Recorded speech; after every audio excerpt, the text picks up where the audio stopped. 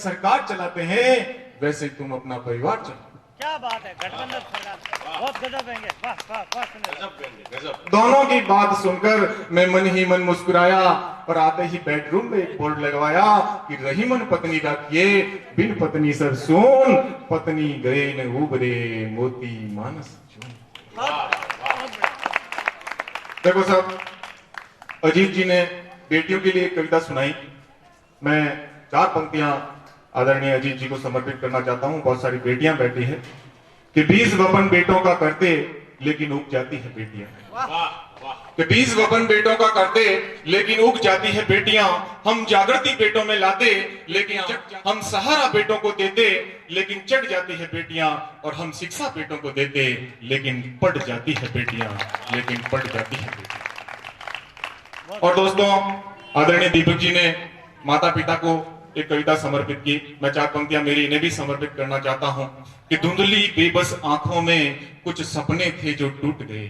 कि धुंधली बेबस आंखों में कुछ सपने थे जो टूट गए। संस्कारों के बीच फले तो खुदगर्ज शाखाएं लूट गए। तो बूढ़ापे की लाठी केवल लाठी बनकर रह गई। केवल 2 रोटी की खातिर बच्चे माँ बापू से रूठ गए। केवल 2 रोटी की खातिर। और आजादी पे आंच आए तो बुजुर्गों को भी डांट देते हैं लोग। आजादी पे आंच आए तो बुजुर्गों को भी डांट देते हैं लोग। और 2 रोटी की खातिर माँ बाप को भी बांट देते हैं लोग। अपनी हरियाली पर इतना भी मत अकड़े शून्य, जरूरत में छायादार पेड़ भी काट देते हैं लोग। छायादार पेड़ भी काट देते हैं। हाँ बिल्कुल सुनाओ। मेरे को क्या है कि सुबह मेरी बोर्ड परीक्षा में ड्यूटी है, इसलिए तत्काल ही जोधपुर निकलना पड़ेगा। थोड़ा सा क्षमा चाहूंगा, बीच में मैं कार्यक्रम छोड़ के जा रहा हूं। हालांकि मैं कार्यक्रम बीच में छोड़ता नहीं हूं, लेकिन थोड़ी सी मजबूरी है मेरी। और एक कविता और सुनाने का मेरा मन था, लेकिन समय कुछ ज्यादा हो गया है। एक मुक्तक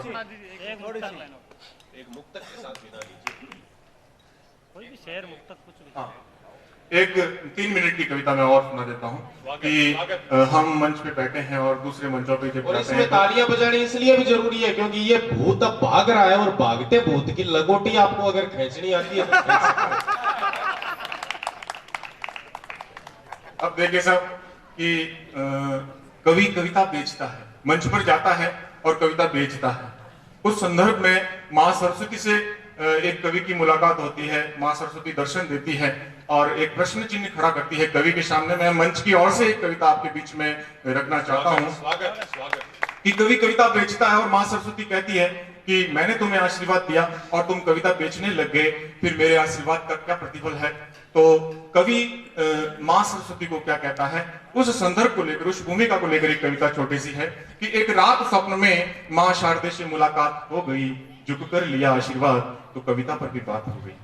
मैया बोली, लल्ला आजकल तेरी कविताओं के चर्चे चल रहे हैं और कविता बेच बेच कर तेरे घर के खर्चे चल रहे हैं। मैं बोला, माते तेरी कृपा से वाणी में रस घोल देता हूं और इन वाचालों की जमात में मैं भी थोड़ा बोल लेता हूं। मैया बोलेगी, वत्स सुनो, अच्छा है कि कविता करते हो, लेकिन 4 बात कहने में भी पैसों की मांग करते हो।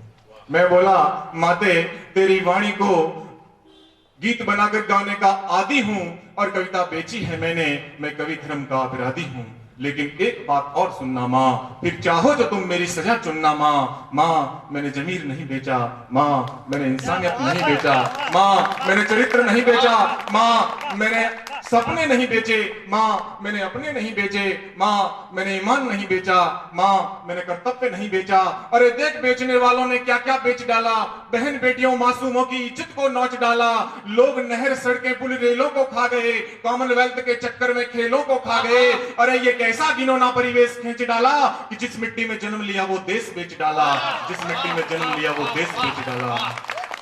मैंने तो 2 शब्द बेचकर 2 रोटी खाई है माँ, उस पर भी तू चीखी और चिल्लाई है माँ। मैं वो गीत नहीं लिखता जो मोल घटाए हीरों का, मैं वो न्याय नहीं लिखता जो आंखें मोल जमीरों का। मेरी कविता तो दर्पण है बलिदानी गाथाओं की, और मैं दिनकर का वंशज हूँ, कलमकार हूँ वीरों का। मैं दिनकर का वंशज हूँ, कलमकार हूँ वीरों का। तेरी दी हुई वाणी से तेरा ही मान बढ़ाता हूँ और सारे मंचों पर दिल से हिंदुस्तान गाता हूँ, हिंदुस्तान गाता हूँ। जय हिंद। तक ले जाके इन्होंने कविता को एक नई दशा और नई